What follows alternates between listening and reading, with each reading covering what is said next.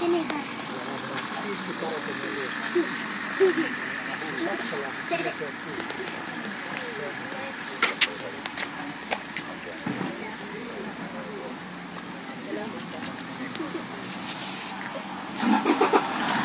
Maratonin palkintojen jako on parhaillaan menossa tuossa Laivakankaan koululla.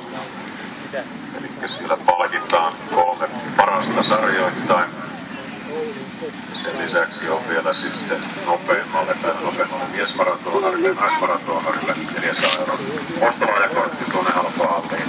Ja sitten 5 nopeimman ajan tehdelle miesten ja naisten puolella vielä erikseen tavarapalkinnot.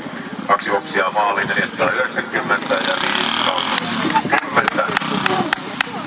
Vielä maaliin ja näin saadaan ajat eli Nutta, Mutila Kanniainen, poika 4.18.13 ja Matti Jukkila 4.18.14.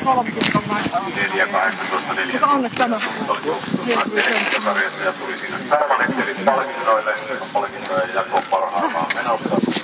Oi ihania. Kiitos. Sarjassa 14 ja poika 4.18.14.